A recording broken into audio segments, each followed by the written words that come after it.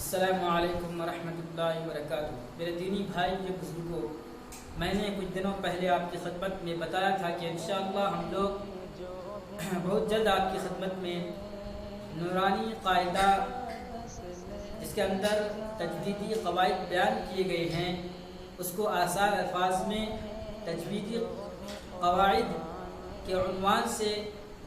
یہ تمام اسباق آپ کے سامنے آپ کی خدمت میں پیش کیے جائیں گے۔ یہ بات ہم نے آپ سے پہلے بھی کہی تھی اور آج بھی کریں، انشاءاللہ بہت جلد سلسلہ شروع کیا جائے گا۔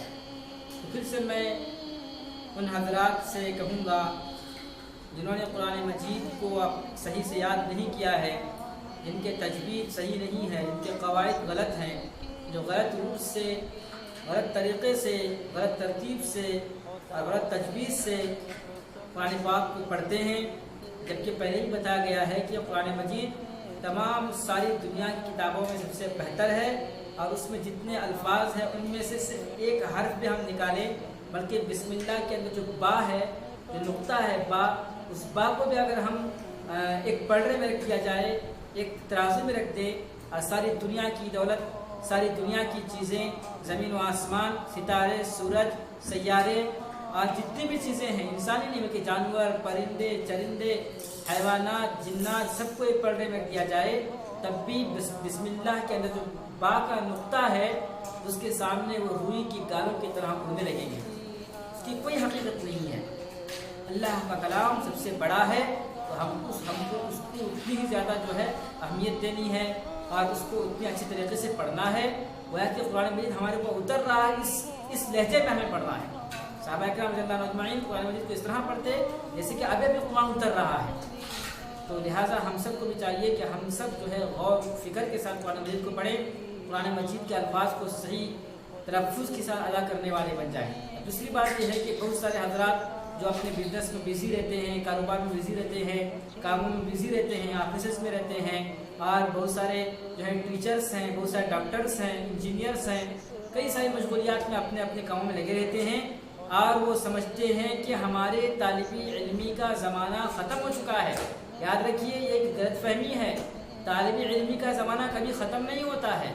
علم سمندر کے مانند ہے، جس طرح سمندر کا پانی آپ جتنا بھی بالٹی سے نکالے جائیں یا کوئی پمپ لگا دیں، اس کو موٹر کے ذریعے سے نکالنا چاہیں تو موٹر خراب ہو جائے گا، ختم ہو جائے گا، لیکن پانی، سمندر کا پانی ختم نہیں ہوگا، سکے گا نہیں۔ اسی طرح سے علم جو ہے ایک سمندر کی طرح ہے، انسان کی زندگی ختم ہو جائے گی، انسان قبر کے گڑھے میں چلا جائے گا، لیکن علم کبھی ختم نہیں ہوگا۔ تو علم کو سیکھنے کے جو اصل جو لوگ کہتے ہیں، اور ایک اصل میں جو ہے ایک طریقہ رائج ہے، اور جس کو جو ہے ہم سب جانتے ہیں، وہ بچپن کا زمانہ ہے۔ بچپن سے ہی جو ہے طالب علم کو چاہیے کہ وہ قرآن مجید کو سیکھے، دعاؤں کو سیکھے، اور اللہ کے نبی صلی اللہ علیہ وسلم کی سیرت کو پڑھے۔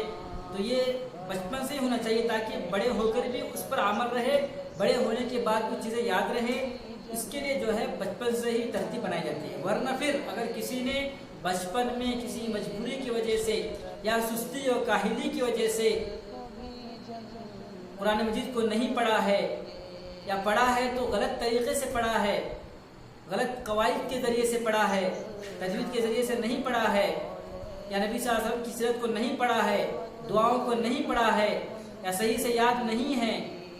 تو پھر اس کو چاہیے کہ وہ بڑا ہونے کے بعد بھی، چاہے اس کی کتنی بھی مشغولیات کیوں نہ ہو، چاہے وہ کتنا ہی دنیا کی کاموں میں بزی رہتا کیوں نہ ہو، اس کو قرآن مجید سیکھنا ضروری ہے۔ یہ نہیں سمجھے کہ ہمارا وقت گزر چکا، چلو ہم اپنے بچوں کو پڑھاتے ہیں۔ ایک لوگوں کے زبان پر الفاظ ہوتے ہیں کہ ہم نہیں سیکھتے تو کیا ہوا، ہم اپنے بچوں کو سکھائیں گے، ایسا نہیں ہوگا میرے بھائیوں، یہ کہنا چھوڑ دیجئے۔ سیکھنا ہر ایک کو ہے، ہر ایک مسلمان ہے، اللہ کے یہاں پر جانے کے بعد ہر ایک سے سوال کیا جائے گا۔ قرآن مجید کو ساری دنیا کی ہدایت کے لیے بھیجا گیا ہے، اللہ کے نبی صلی اللہ علیہ وسلم پر اتارا گیا ہے، اور اللہ تعالیٰ نے اسی لیے یہ فرمایا کہ وَإِنَّا لَهُ لَحَافِظُونَ، کہ میں قرآن مجید کی حفاظت کریں گے۔ اللہ نے وعدہ لیا ہے، کیوں وعدہ لیا؟ تاکہ رہتی دنیا تک، قیامت تک کے لوگ، جتنے بھی لوگ دنیا میں آئیں گے اور چلے جائیں گے، وہ سب قرآن مجید سے فائدہ اٹھائیں، قرآن مجید کو سیکھیں، قرآن مجید کی تعلیمات پر عمل کریں۔ تو آج ہم نے یہ سمجھا کہ ہماری عمر بڑی ہو گئی، ہم کاموں میں بزی رہ گئے۔ میرے بھائیوں، یہ دنیا کے کام کچھ کام نہیں آئیں گے، دنیا کی دولت کچھ کام نہیں آئے گی۔ ایک تو وقتی ضرورت ہے، ایک نہ ایک دن سب کو چھوڑ کر جانا ہے، قبر کے گڑھے میں جانا ہے۔ جانے سے پہلے اگر ہم نے ساری زندگی اللہ کی نعمتوں سے فائدہ اٹھاتے ہوئے اللہ کے قرآن کو نہیں سیکھا، اللہ کے فرمان کو نہیں سیکھا، تو اس سے بڑی جو ہے محرومی کی بات کوئی نہیں ہوگی۔ اس سے زیادہ بڑا بدقسمت کوئی نہیں ہوگا کہ وقت رہتے ہوئے اس نے قرآن مجید کو نہیں پڑھا۔ تو میں تمام حضرات سے گزارش کرتا ہوں کہ یہ ایسے بہانے چھوڑ دیجئے، اپنے اوقات کو فارغ کیجئے، اپنے کاموں میں سے وقت نکالیے۔ کام دنیا کے ہوتے رہیں گے، لیکن کوئی بھی کام اللہ کے فرمان سے بڑا نہیں ہے، کوئی بھی کام اللہ کے قرآن سے بڑا نہیں ہے، کوئی بھی کام اللہ تعالیٰ کے جو نبی صلی اللہ علیہ وسلم ہے دنیا میں تشریف لائے،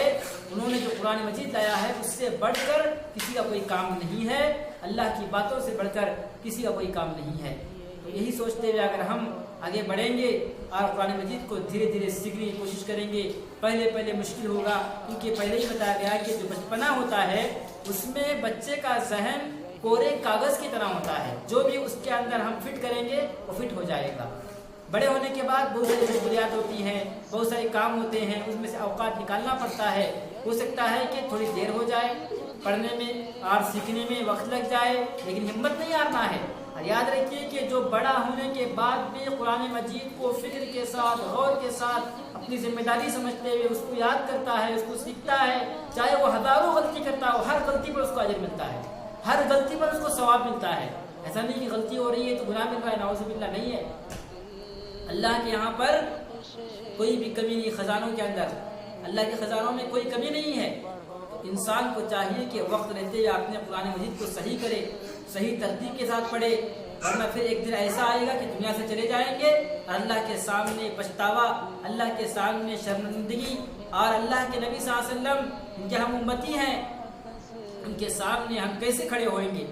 اللہ کے نبی صلی اللہ علیہ وسلم ہم سے نہیں پوچھیں گے کہ جس قرآن کو میں نے تم کو دے کر آیا تم نے اس پر کیا عمل کیا، اس کو سیکھا کیوں نہیں؟ کیا جواب دیں گے؟ ذرا ڈریے، خوف کھائیے۔ آج انسان دنیا کے اندر چلتے چلتے مر رہا ہے، ذرا سا ٹھوکر لگی، گر گیا، مر گیا۔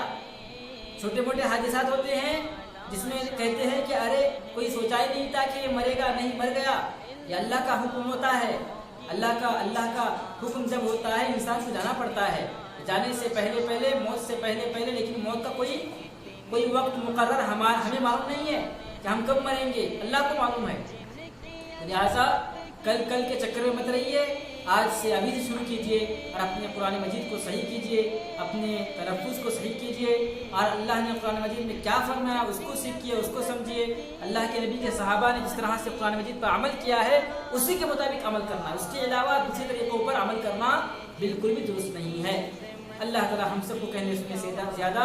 عمل کرنے کی توفیق عطا فرمائے، آمین۔ السلام علیکم ورحمۃ اللہ۔